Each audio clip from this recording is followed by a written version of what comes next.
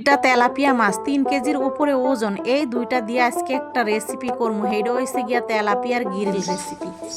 তো দর্শক আসসালামু আলাইকুম, আমি ফাতেমা বলছি নারায়ণগঞ্জ থেকে। সবাইকে ওয়েলকাম জানিয়ে শুরু করছি নতুন দিনে নতুন আরও একটি লাইফস্টাইল ব্লগিং ভিডিও। তবে আজকের এই ভিডিওতে থাকছে হচ্ছে ফিশ দিয়ে গ্রিল রেসিপি।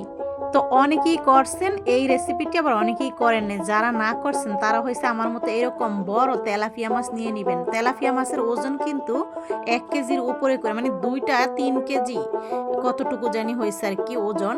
তো যাই হোক, মাছটাকে ভালো করে আস্টেজ ফালায় কাইটা কুটে কেচে কুচে এরপর হয়েছে এখানে মশলা মাখানো হবে। তো এই যে একটা বাটি নেওয়া হয়েছে, পর হয়েছে 2 টেবিল চামচ আদা রসুন বাটা, পর 2 টেবিল চামচ পেঁয়াজ বাটা। এরপর হচ্ছে এখানে দিয়ে দেওয়া হবে লাল মরিচের গুঁড়া 1.5 চামচ, মানে 1.5 টেবিল চামচ। এরপর 1 টেবিল চামচ হচ্ছে হলুদের গুঁড়া, এটা চাইলে স্কিপ করতে পারেন। এরপর হচ্ছে 1 টেবিল চামচ জিরা গুঁড়া, ধনিয়া গুঁড়া থাকলে দিবেন, আমি দিইনি, ছিল না। তারপর হচ্ছে টমেটো সস, এরপর সয়া সস। এখন ভালো করে মশলাটাকে মিশিয়ে নিতে হবে। স্বাদ মতো লবণটা কিন্তু অবশ্যই দিতে হবে, মানে পরিমাণ মতো লবণ দিতে হবে। টক দই দিয়ে দিলাম আর লেবুর রস, এরপর সরিষার তেল। এখন ভালো করে মিক্স করে নিতে হবে। এখন আমি ছেনিতে রাখলাম, বড় একটা ছেনিতে নিয়ে তারপরে এই মশলাটাকে এখন কিন্তু ভালো করে মাখিয়ে দিতে হবে। আর মাছের গায়ে যেন কোনো পানি থাকে না, সুন্দর করে চেপে চেপে কিন্তু মাছটাকে প্রথমে শুকনা করে নিয়েছিলাম। তারপর দেখুন এখানে এইভাবে করে হাত দিয়ে মাখিয়ে মাখিয়ে মশলাগুলো ঢুকাতে হবে।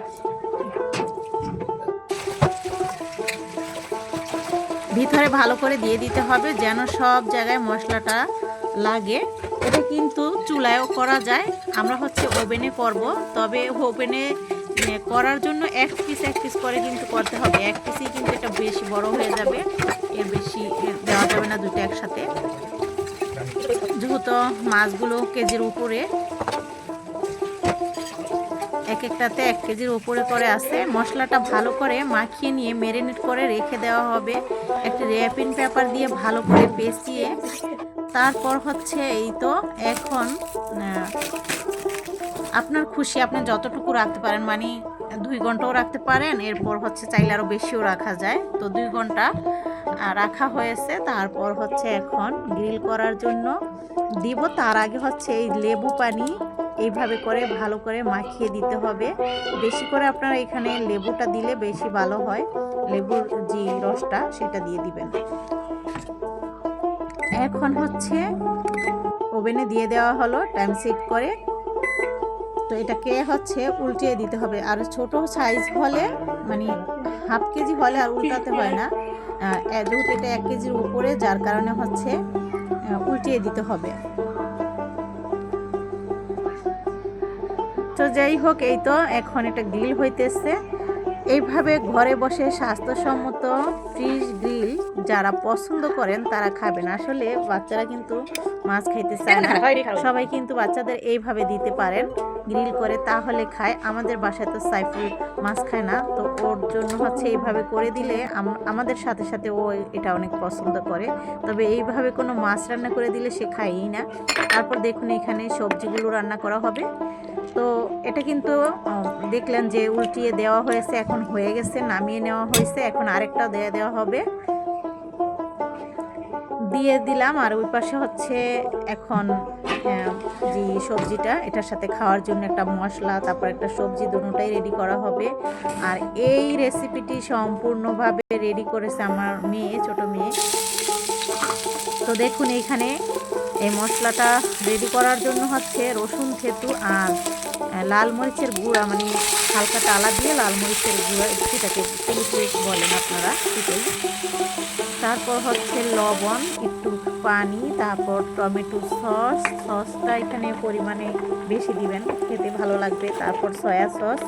এখন ভালো করে মিশিয়ে নেওয়া এই সবজিটা রান্না করার জন্য। তো এইভাবে একটি সস তৈরি করে তারপর এই সবজিটা রান্না করে খেয়ে দেখবেন, এত ভালো। এটা বেশি সিদ্ধ করতে হবে না, কাঁচা কাঁচা থাকলে খেতে ভালো লাগবে। তারপর হচ্ছে গোলমরিচের গুঁড়া দেওয়া হলো। গোলমরিচের গুঁড়াটা দিলে সুন্দর একটা ফ্লেভার আসে। ঢাকনা দিয়ে ডেকে একটু পরেই নামিয়ে নেওয়া হবে, আর সাথে একটা মশলাও রেডি করা হবে, সেটাও দেখতে পারবেন।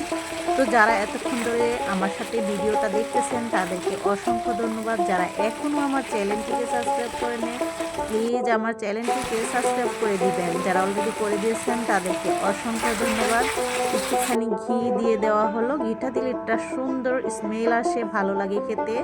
তো দেখুন এখানে সরিষার তেল দেওয়া হলো, তারপর হচ্ছে ওই যে মাছের যে মশলাটা সেটা তো সব কিছু দিয়ে মিক্স করাই ছিল, যেটা বেঁচে গেছে সেটা শুধু সরিষার তেল দিয়ে এভাবে নেড়ে নেবেন, সাথে একটু টমেটো সস দিয়ে আর অল্প পরিমাণে সয়া সস দিতেও পারেন, নাও দিতে পারেন। দেখুন তো সুন্দর করে গ্রিলের সাথে কিন্তু এইভাবে সসটা খেতে ভালো লাগে, রান্না করবেন আপনারা। তো এখন নান রুটির সাথে খাওয়া হবে। চাইলে ঘরে বানানো যে রুটি সেটার সাথেও খেতে পারেন, এমনি তো খাওয়া যায়। তো এখন এখানে আমরা নান রুটির সাথে সবাই বসে পড়েছি খেতে, আর বিছানায় বসার কারণ হচ্ছে এখানে প্রজেক্টর দিয়ে একটা নাটক দেখা হইতেছিল, আর সেইখানে আর কি খাওয়া দাওয়া হইতেছিল। আসলে কিছু খাওয়ার সময় একটু বিনোদন ভাবে খাইলে ভালো লাগে। তো যাই হোক, এই তো এখন আমরা যেহেতু 4 জন, গরম গরম আর হচ্ছে ধোয়া উঠতেছে, শীতের দিন, তো 4 পিস করে নিলাম। এই 4 পিসই কিন্তু বেশি, কারণ সবাই খেয়ে উঠতেও পারেনি, আবার থেকে গেছিল, অনেক কষ্ট হয়েছিল, মানে বেশি হয়ে গেছে। অনেক আগে করা ছিল, আজকে আপলোড দিলাম। কেমন লাগলো জানাবেন। আল্লাহ হাফেজ।